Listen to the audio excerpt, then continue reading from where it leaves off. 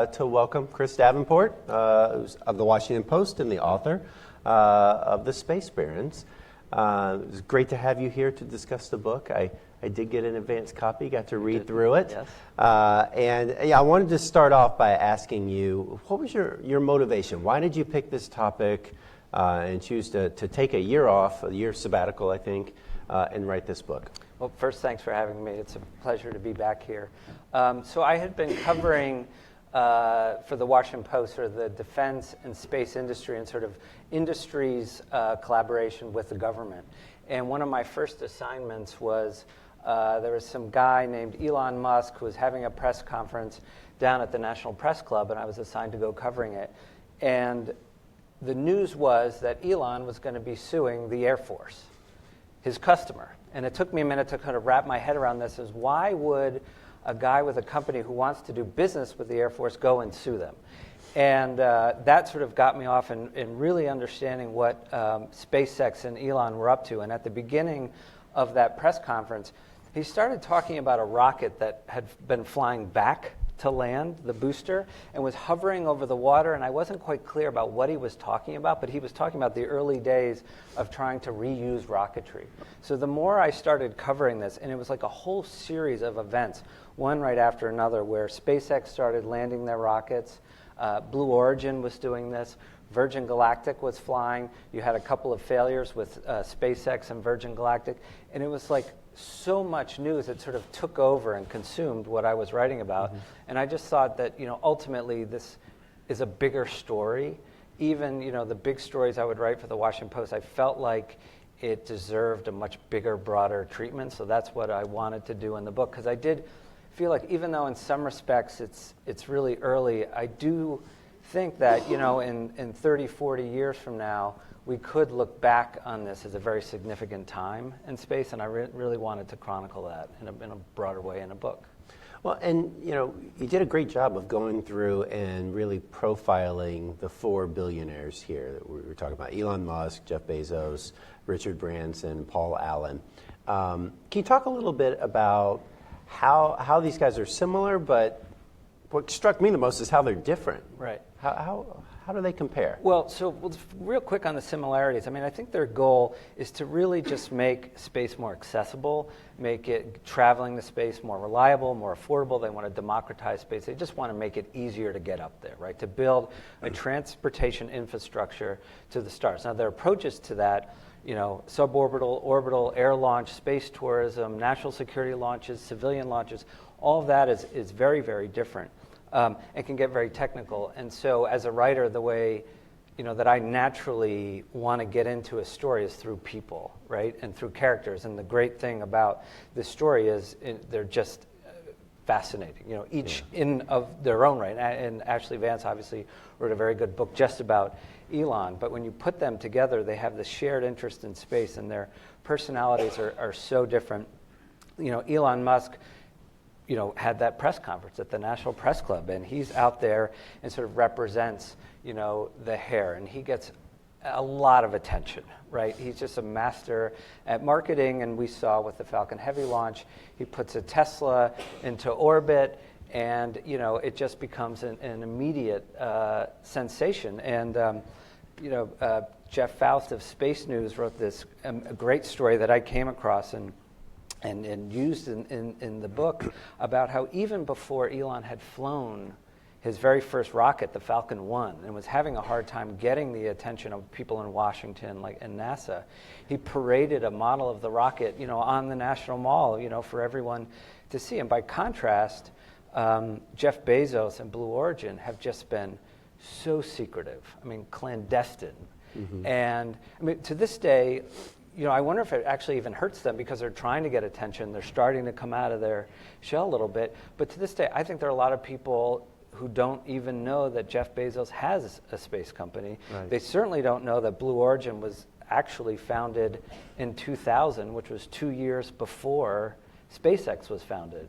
And so it was fun to talk to Jeff and to talk to some of the people who were involved in the early days of Blue Origin about what those guys were up to, in the early days. Well, yeah, tell us a little bit about the background of Jeff Bezos and kind of his childhood and growing up, because I'd always thought, like, okay, he's Amazon, like that must be his passion, that that's his like life's mission is to build this company, Amazon, but it seems like that's not really the case. Well, so and this or is it's not what that simple. Well, he's very passionate about space. He talks about, and I think he's sincere when he says he was 5 years old. He was watching the crew of Apollo 11, Neil Armstrong, Buzz Aldrin walk on the moon, and that really left an impression on him. And when I was trying to get him to participate in the book and to talk to me, I said to him, quite frankly, that people see you through the lens of Amazon. I don't, as a journalist, didn't do a whole lot covering Amazon. I see you through the lens of space, and that's how, I think to really understand, you as a sort of important figure in business and in our culture, we need to see you through the lens of space. So his whole childhood, he was really fascinated with space. I mean, in sort of, typical ways, like being, a Star Trek fan.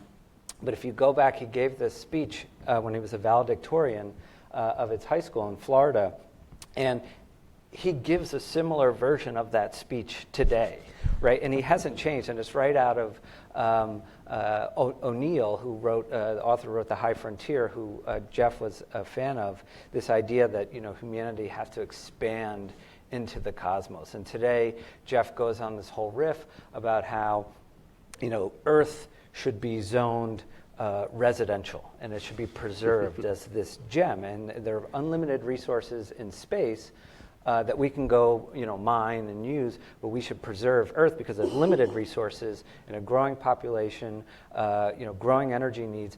And in high school, Jeff gave a similar speech, although he said at the time Earth should be preserved as a national park. So it's been sort of remarkably consistent through all that. Even, before he had founded Amazon, he went to an auction at Sotheby's, and they were selling off former Soviet artifacts from space. And he bid on a couple of items and lost. He wasn't yet a billionaire, but he had always had that interest. Yeah. And, how did he come to end up founding Blue Origin? How did that come about? So he had this long interest in space that persevered also through college and at Princeton. And he was with Neil Stephenson, the science fiction author who wrote the book Seven Eves and many others. And they were seeing the Homer Hickam movie, October Sky. And they had, after the movie, were having coffee. And there's an interesting side note. When I was asking, Neil Stephenson told me the story, and then I went back and asked Jeff about it and what he remembered. And he remembered it very vividly, to the point where he remembered that he snuck in peanut butter sandwiches into the theater for them to eat while they were watching the movie. And he was already like Amazon billionaire by that point. This was 99, so yeah, they could have afforded the popcorn. Yeah. Pricey as it is at those theaters, even the extra large. Yeah. And so they were having coffee afterwards, and Jeff said to him, I've always wanted to start a space company. It's something I always wanted to do. And Neil Stephenson said to him, well, do it. Just do it. And so he did. And, at first it wasn't really much of a company. It was more of sort of like a research and development, ideas shop. And they were in this warehouse in Seattle. And the idea at the very beginning, and they spent 2 years, Neil Stephenson, a couple other people, and Jeff would check in periodically. I think even then on Wednesdays, he reserves Wednesdays for space. That's when he goes, when he's in Seattle, to go to Blue Origin. Think of different ways to get to space. Does it have to be a traditional chemically fueled rocket? Is there any other way to get up to space? I mean, they were sort of starting from ground zero. Is there a better way to do this? So they came up with some, when I was sitting with Jeff, he was like, you're going to want to hear the wild ideas. And I said, yeah, I want to hear the crazy ones. And I'll share one just quickly. He said, well, do you know how a bullwhip works? And he said, that sound, the crack is, part of sonic boom. Well, how do you create a sonic boom with just your arm? And that momentum is mass times velocity. The mass of the whip gets smaller at the end, so the velocity increases. So I was like, you were going to use a bullwhip to shoot people to get to space? Well, not people, but maybe it could have been an idea. Yeah. So there were ideas like that they looked at, and ultimately decided that the best way to get to space is a traditional chemically fueled rocket, but it had to be reusable. Yeah. And you had to land it. So they had that idea early on, just as Elon did. Well, and so then compare that to Elon Musk and kind of his story, his childhood, going from South Africa to, I guess, Canada and then to the U.S. and how he ended up founding a rocket company. Right, and the story there is fairly well documented. He came from a place where he had sold PayPal to eBay and started thinking about what's next, in his life. Where could he have the most impact for humanity? And space was one of those areas that he wanted to look at. And so he was driving back, I think, in New York or from Long Island with a friend of his, and they started talking about this and thinking about this. And he's been focused, really on Mars. And the idea is like, well, where are we in terms of getting to Mars? Like, what's going on with that? We were landed on the moon in 1969. Mars seems like a natural next step. Where is that going? He goes on to NASA's website, starts searching around for that, and doesn't see the Mars plan. And he's like, well, why aren't we advancing in space? This idea, and I think this sort of pervades all of these entrepreneurs who are very innovative and move very fast and have had great success doing that. And look at the space program, the human space program, and said we went to the moon in 1969, which was 250,000 miles away, and now we go to the International Space Station, an amazing engineered object, but that's 250 miles away. Why haven't we, I think Elon said this last year in Australia, it's 2017, we should have bases on the moon by now.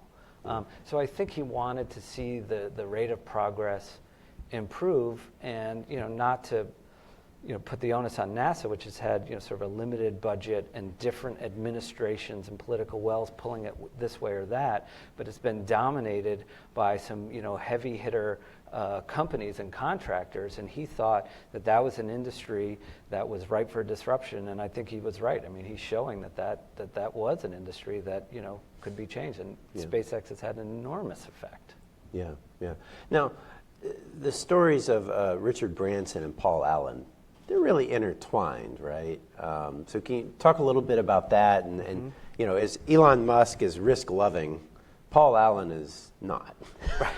Right. Well, so where Paul Allen got involved, I mean, now this is going back to 2004 in the Ansari X Prize, which was a seminal moment, and one that folks in the space community remember. But I'm sort of surprised at how many people sort of have forgotten that, given that at the time it got an enormous amount of attention.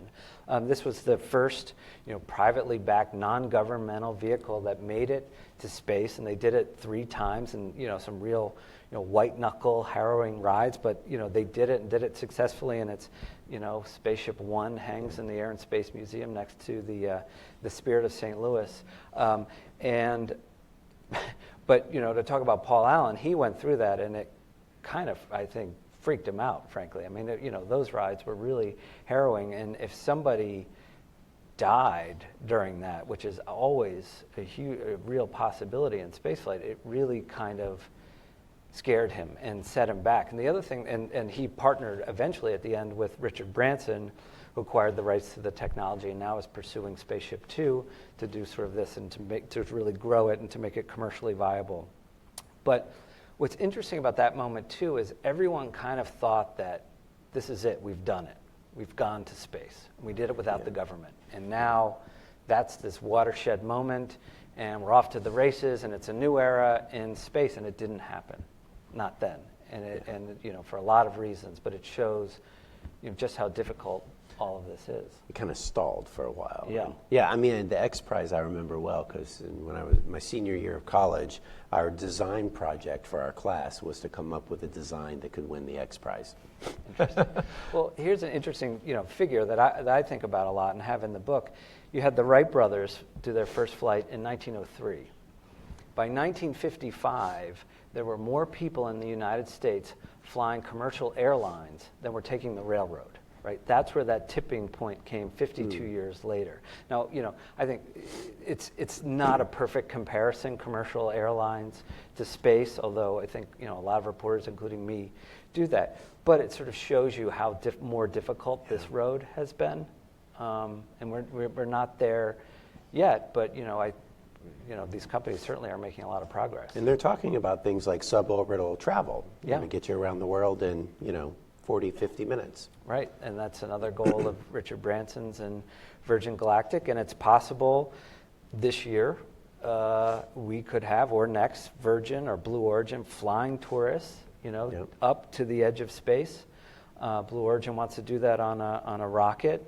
Virgin Galactic would do it on the air-launched Spaceship Two, but that idea that, ordinary people, I mean, at first, maybe not ordinary if you can afford to pay $250,000 to do it, but that if they're successful with that, and they do it repeatedly and reliably and efficiently, and the price comes down, and it is like a real thing that happens, and not, who knows, there are a lot of challenges to making that happen, that just to think that you might know someone who's been to space, or someone who knows someone who's been to space and can talk about that, and you're at a dinner party, says, oh yeah, Paul did one of those, and all of a sudden he's talking about doing cartwheels in a spacecraft and seeing the curvature of the Earth. I mean, that would have a profound effect, right, on society, I think.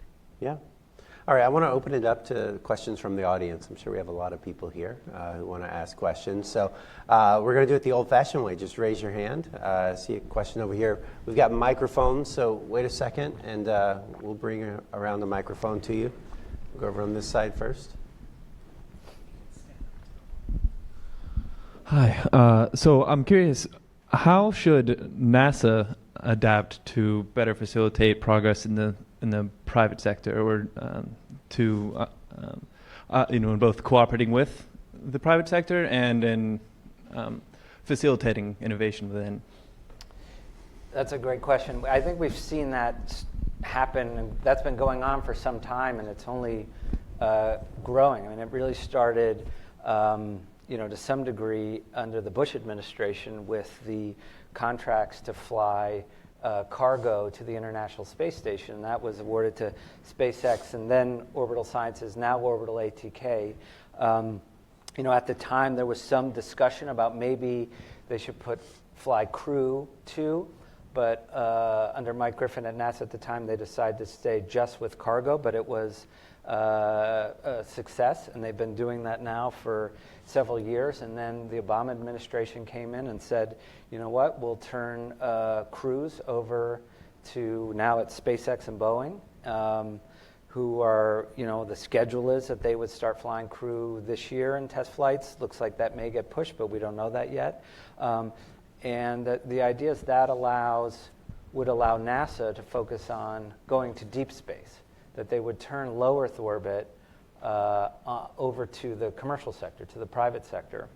But now, and under the Trump administration, you're seeing a lot more talk about continuing that, but continuing that public-private partnership and going into deep space. And so you've had Blue Origin, for example, pitch NASA on building a lunar lander.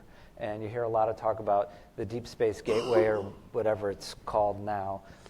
But the Trump administration has talked about building on what had happened in Bush and Obama, and really sort of partnering with the private sector and leveraging that. Now that the industry is sort of is growing and has become more robust and has shown that it can be relied upon to perform these missions.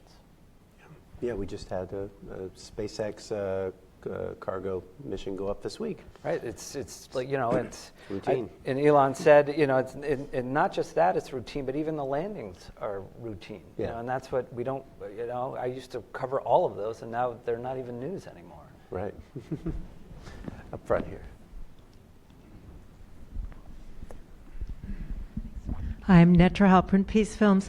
I'm noticing from the title, the quest to colonize the cosmos. I was thinking it was going to be kind of more, you had a political bent, but I'm also wondering, there's two ways that it could go. One, there could be competition, and that could be it could be a point of international fighting, or it could be a point where countries started seeing like, oh, we are earthlings together, and like, how the United States, the colonies aren't fighting with each other, they're America.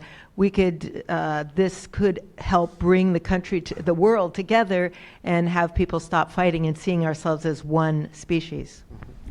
Well, I think that when astronauts go to space, you hear them talk about the overview effect and seeing, Earth from a distance, right? That whole notion that we're in space. Earth is in space, spaceship Earth.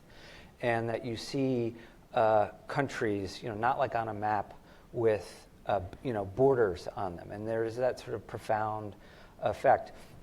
But I think that, all these companies, when they want to go to space and extend humanity into space, I think they see that as sort of, for the collective good, whether it's, Elon's, idea that we should be on Mars, because in case something happens to Earth, we need sort of a plan B, or it's Jeff Bezos' idea that he just wants millions of people living and working in space, right? This is the O'Neillian idea of just having humanity spread out into the cosmos, which more generally. Yeah. All right, in the back here. I was just wondering if you could speak to how what happened with Virgin Galactic, if that impacted the way that other people are conducting their research, or what the impact of the tragedy that happened with Virgin Galactic had. Yeah, it was a real interesting moment, and the industry as a whole now sort of there's a commercial spaceflight industry. Even before that, they were looking early on and saying, look, we're pushing frontiers here, and space is hard and it's risky, and if somebody dies, if there's a fatality, that's a real possibility.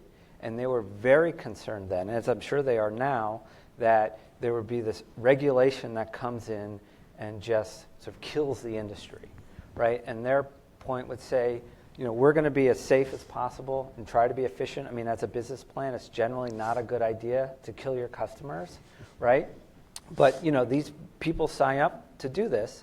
And I think they kind of look at it the way, people might climb Mount Everest, right? If you can afford to do it, it's dangerous. It's hard. In fact, you're stepping over bodies as you're going up, and you know what you're getting into. And so there is the standard that governs it. It's an informed consent standard that you sign on the dotted line. This is hard. So then we had that moment where this was tested with the fatal accident, and was it a moment that was going to kill Virgin Galactic? Would that put them out of business?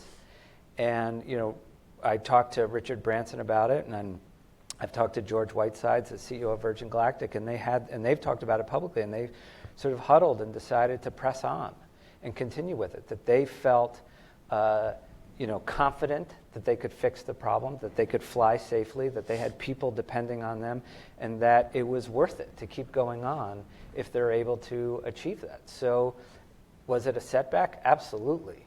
But it seems as if they've sort of overcome it. Now, we'll see what happens as, SpaceX and Boeing and Blue Origin start flying humans. If there are multiple fatal accidents, that could be a real cause for concern. And I think it's one that, NASA, as they look toward the commercial crew program, as they look toward flying astronauts for the first time, that's something they're going to take very seriously. Let's go up here in the front.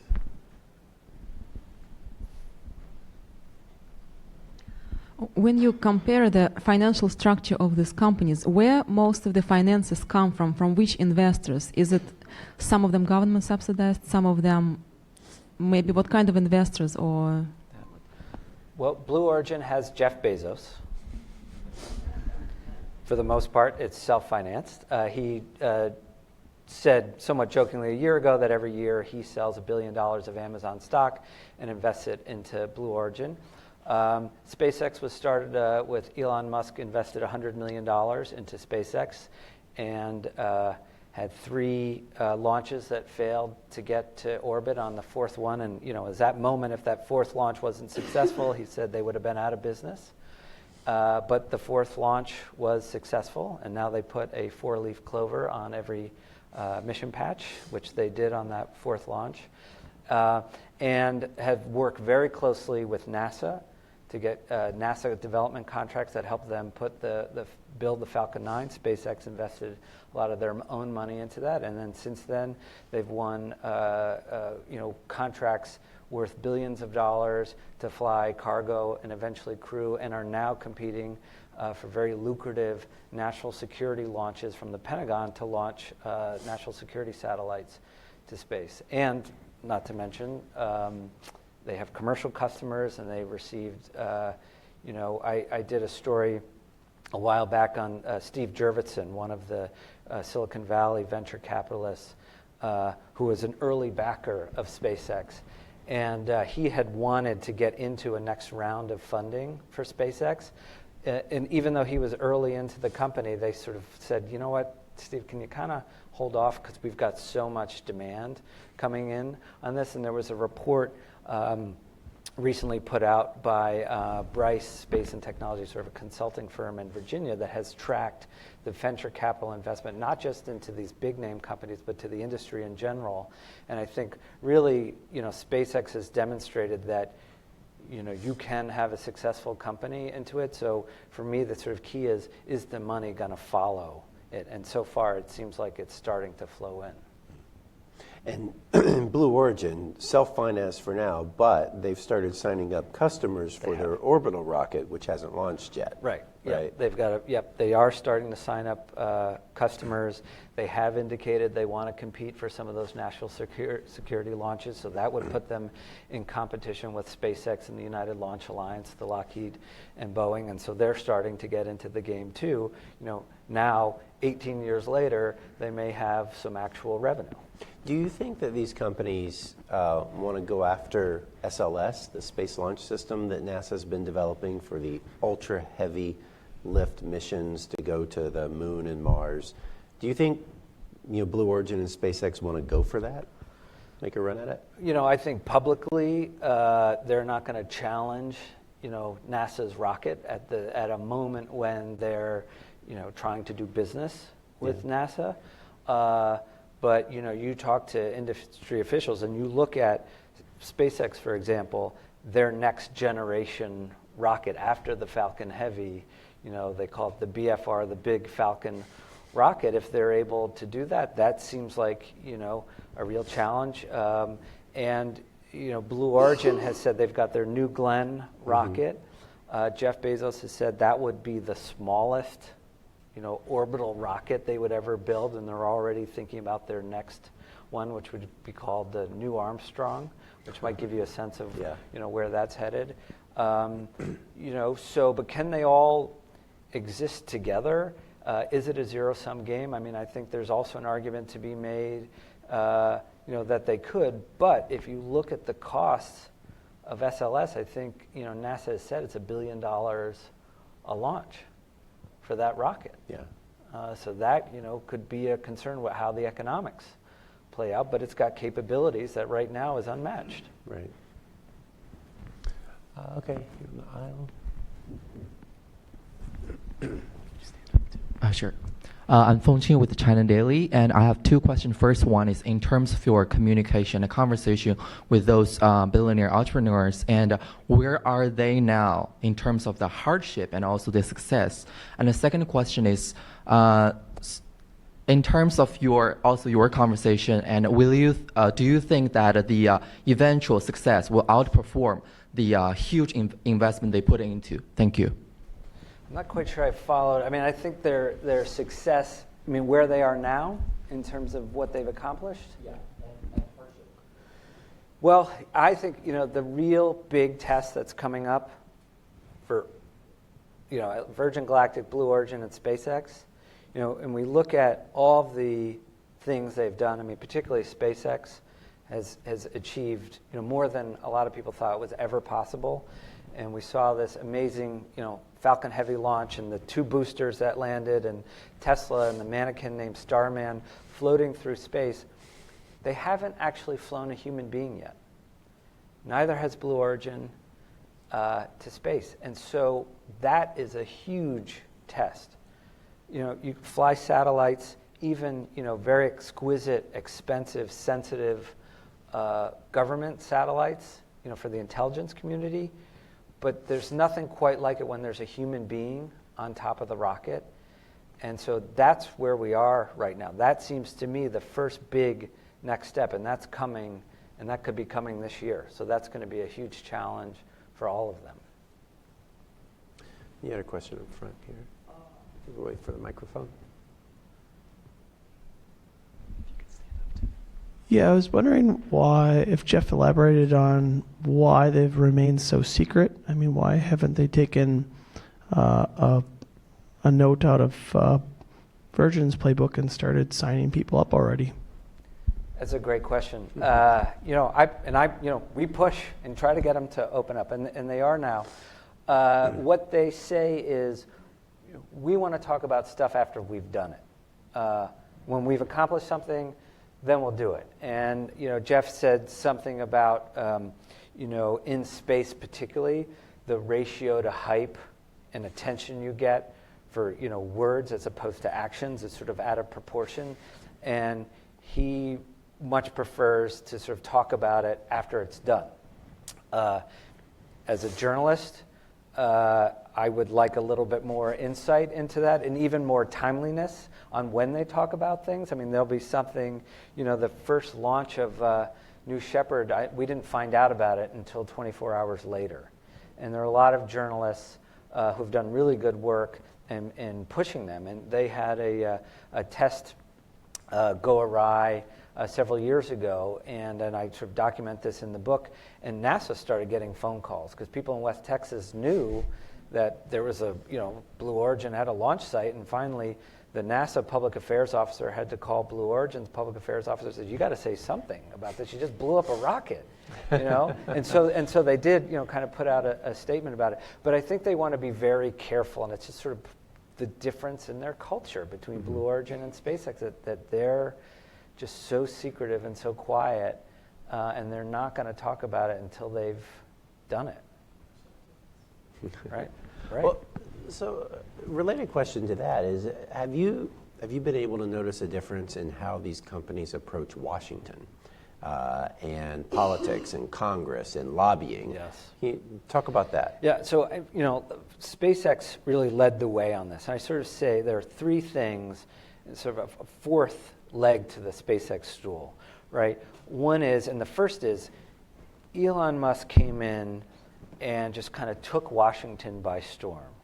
And, I was talking earlier about that lawsuit, I think it was in 2014, but he had filed the lawsuits, going after those national security launches as early as 2005, 3 years before they ever successfully, got to orbit.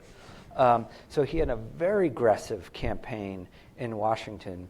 And, one of the stories in the book is, leading up to, one of these lawsuits is, he's thinking, should we sue the Air Force over the right to try to compete against the United Launch Lines? We'd be suing, the customer. There's a huge downside. And they had a conversation with Elon. He was in Washington. He was sitting in the back of a car. And they said, he did this very weird thing that apparently Elon does. He just closed his eyes and went quiet for like minutes on end, like thinking this through. It's like a decision tree about what should I do, and if I sue, what are the pros and cons, and ultimately decided to file the lawsuit. But you marry that with the enormous sort of almost like celebrity appeal that he has and the following that he has on social media, and let's face it, like a fan base.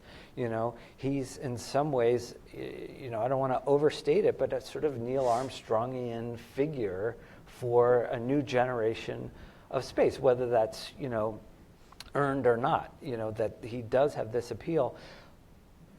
But you can do all of that, but if you don't have the technical capability, if you don't back it up with the rockets, then it's meaningless. And so he has been able to back it up and fly successfully. Now they've had setbacks and some significant ones, but they've shown that they could bounce back from that. So. Well, and that aggressiveness carries through into the engineering work. And there's one story that you relate in the book about where they're having a problem with a rocket nozzle. Can you talk about that? Yeah, I mean, and this I think is like quintessential SpaceX. I mean, Gwen Shotwell, the president of SpaceX, what she said to me, it became sort of a mantra for SpaceX throughout the book was, we're SpaceX, we're head down, plow through the line. And so the story was, I think it was one of the early flights of their Falcon 9 rocket, and the day before launch, they detected a crack in the engine nozzle, sort of the skirt that goes around the engine of the second stage engine. And, like normally you'd say, well, let's pull the rocket down, take it apart, inspect the engine. Maybe we've got to look at our manufacturing processes. How did this happen? You're talking about months of delays. And instead, Elon gathers his team around him and says, like, what if we just cut around the crack? Like if you have a crack on your fingernail and you just clip it off and your fingernail's not as long, but it's not cracked. And they were like, okay, and everyone's scrambling to do the math, and because it's a second stage engine, not the booster, maybe it would be okay. And they did the calculation. They had built margin into it, and everyone said, okay, boss, checks out. And they went around the room, and Elon polled everyone, and everyone said it was okay. So that night, they fly a guy from Hawthorne, California, their headquarters, to the Florida Space Coast with essentially a pair of almost garden shears, and he cuts around the engine, and they flew without wasting 5 minutes. And it worked. And it worked. Now, again, that's in a development program, right?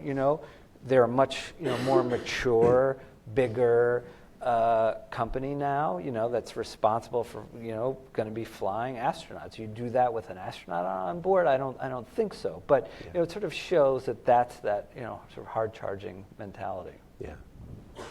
All right. Let's go to the very back here. You have a question?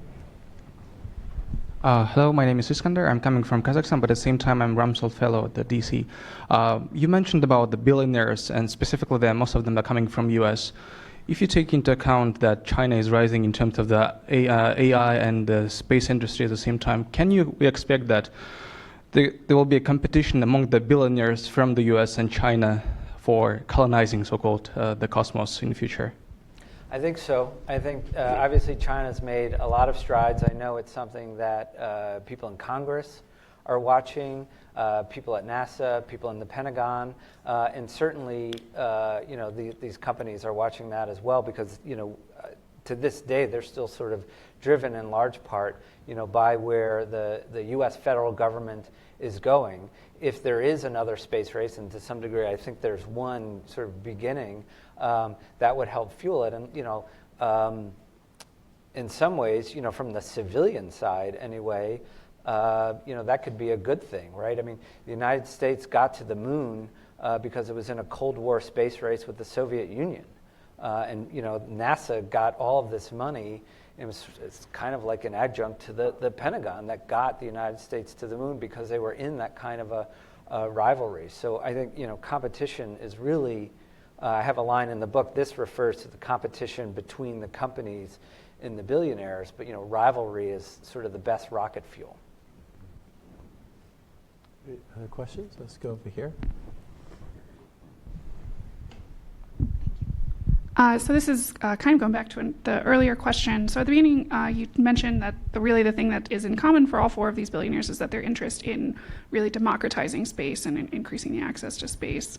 But I also think about, historically, when rich white guys and colonization go hand in hand, that doesn't, it in some ways has led to progress in some arenas, but it also at fairly large both human and environmental cost. And so I'm wondering what given your experience working with these four folks and studying them, what do you think they have or have not learned from history, or how do you feel like their philosophy and this idea of colonizing space and making use of resources, how do you feel like that plays into their philosophy? Yeah, I mean, it's an interesting question, like how that ultimately plays out, and it makes a lot of assumptions, right, that this is going to happen, and when we're out there, how do we govern ourselves in Mars? What are the rules? Who gets to go? Who's in charge? I think, for now, what they're focused on is getting there and building the transportation network to take us there, right? Like pushing west, with the railroad. And you've got to sort of lay the tracks to be able to get out to California before you sort of set up the government. So it's again an imperfect analogy because we're talking years and years, if not decades into the future before some of the scenarios that you're talking about. But it's a really interesting point, and one, that certainly, as they're building that, should be part of the discussion. But I think for what they're thinking about now is first, it's like, it's so hard to get there. Let's figure that out. One key difference is there are no native peoples in these places they're going to colonize. That we know of. That we know of yet. All right, let's go over here. So I have a question about these four particular individuals. You mentioned that they had an early fascination with space and they saw an industry that they could disrupt. I'm wondering, how do they view problems on the Earth itself, which are really big challenges like climate change? And I'm just curious to know what all four of them think about that. Well, and you hear that a lot in space, right? Why should we go to space on all these problems here on Earth? I'll try to summarize that or answer your question through Jeff Bezos' eyes, because I think he ties those two together a lot. His idea is to go to space to preserve the Earth, right? This whole notion that we were talking about where Earth is zoned, residential and preserved as a national park. It's got limited resources, where in space, for example, just the solar energy, there's no, the atmosphere, no day and night. You could do that.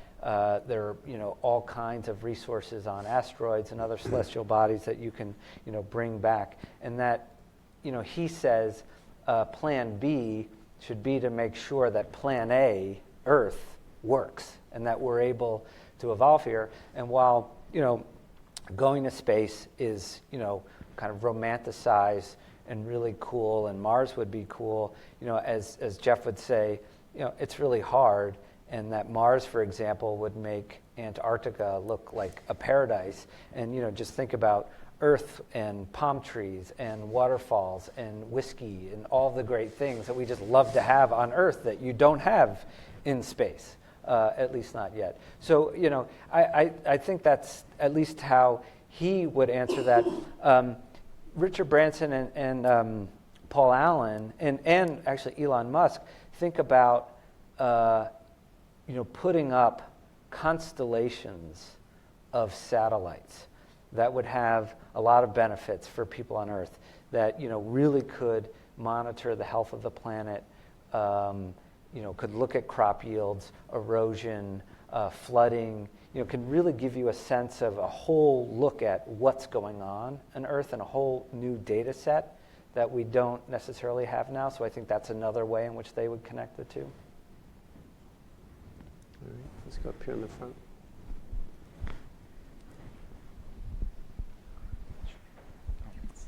Yeah, thank you.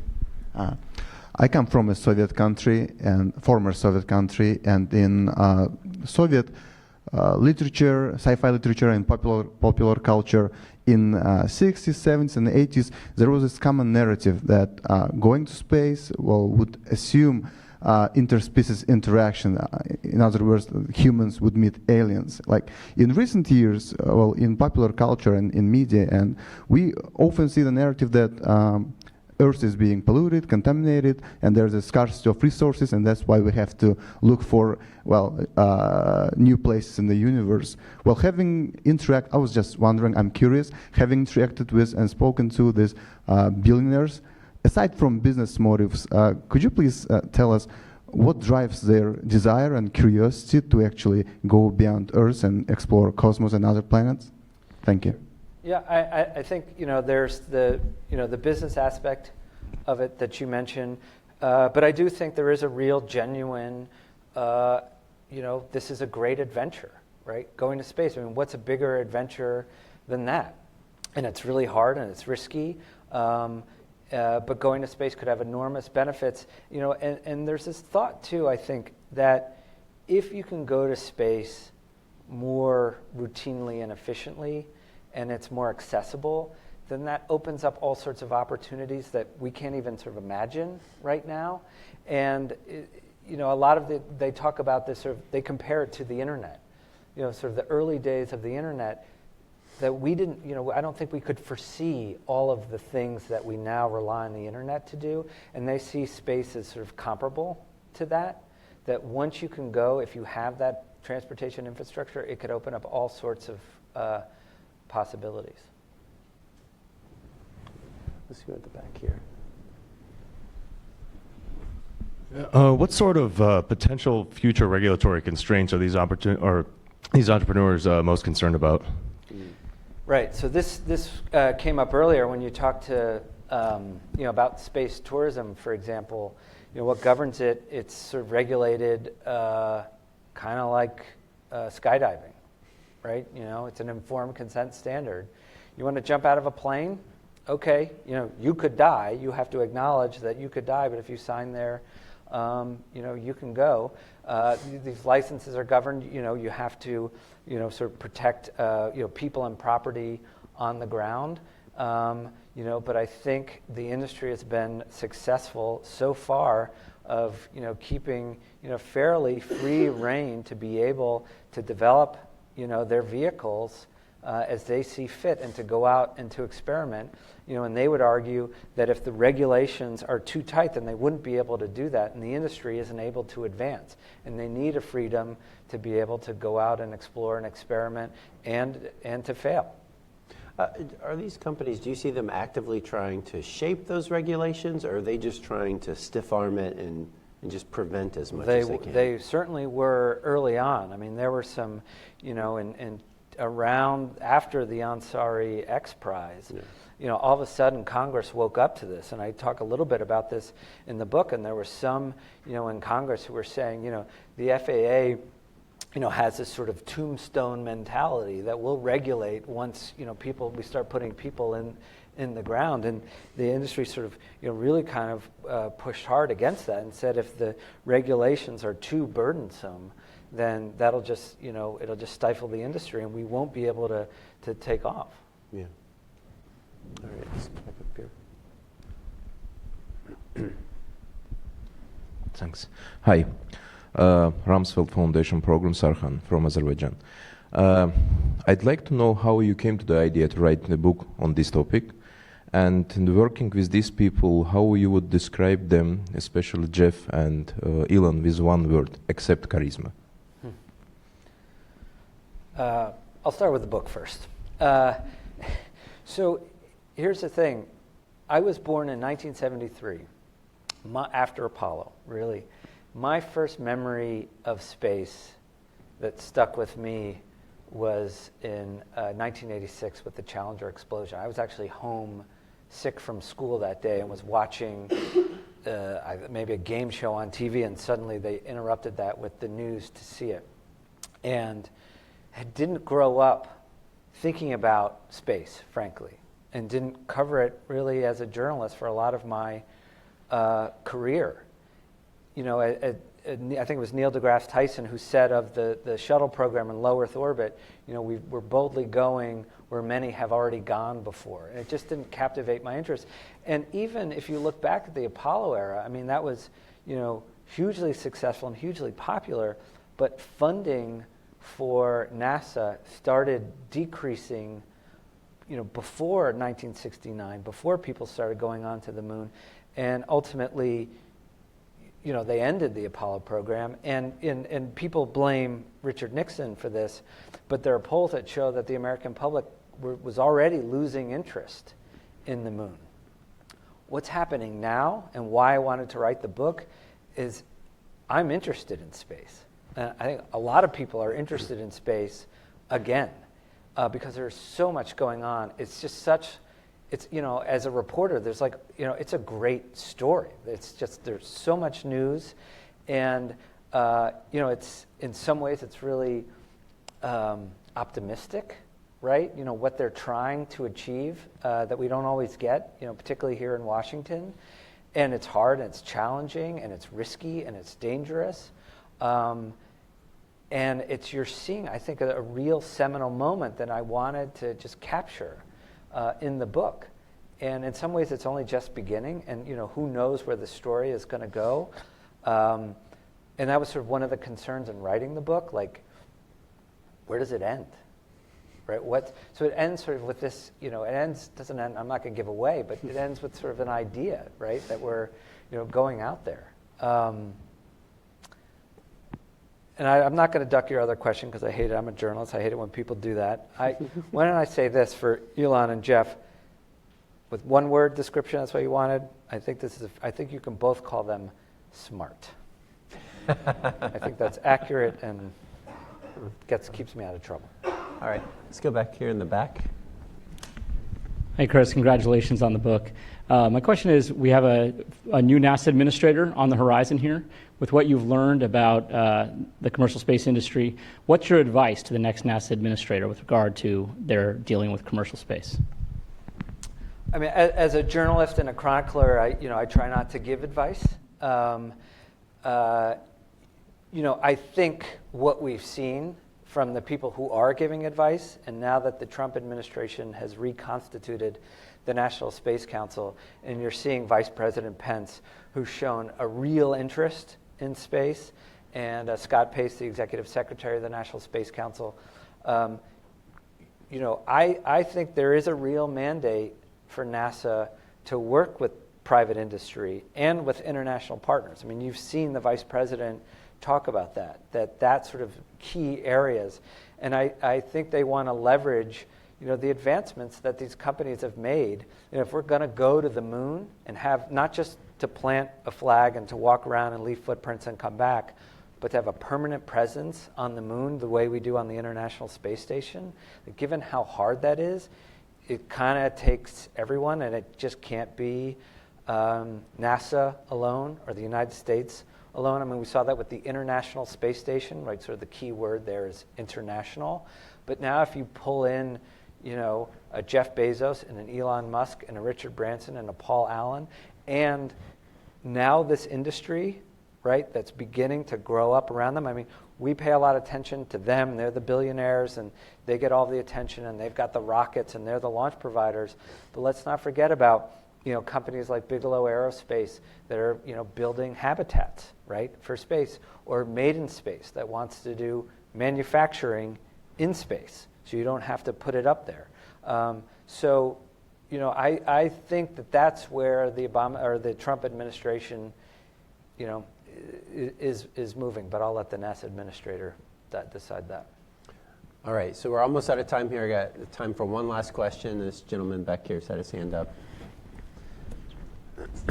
Yeah, hi. Tory Bruno and ULA are also innovating in space and launch. Do you see them as fundamentally different from these billionaires, or how do they fit into the overall ecosystem of space innovation? Thanks. Yeah, well, the United Launch Alliance is really under Tory has transformed, and they had been existing almost exclusively on government contracts. So that's sort of one of the key differences, that the government was most of their their revenue. And then when you see SpaceX come in, and the former CEO was pushed out, and they brought in Tory Bruno, and Tory Bruno was very clear, and he said he was brought in as he said, quote, to literally transform the company so that it could compete against SpaceX. So they've had to innovate, and they're building a new rocket, the Vulcan rocket, which would have a reusable engine. They're not going to land the booster, but they still want to reuse the engine. Their costs have come down so that they can compete, and so yeah, I mean, this is Lockheed Martin and Boeing, right? These guys have been around. They're tremendously successful companies that have done amazing things, not just in space, but in defense, and that have a lot of talent and a lot of resources and can innovate as well. And now they're going to be pushed not just by SpaceX, but if Blue Origin gets into the national security launch market, they're going to face more competition and not only force them to be more competitive. All right. So I want to thank you. Our time is up here, but I know you'll be available out in the back. I think we have books out there. So if people want to buy a book and get an autograph, we have Chris here with us today. So please join me in thanking Chris for this great discussion. Thank you. Thank you so much. Thank you. All right.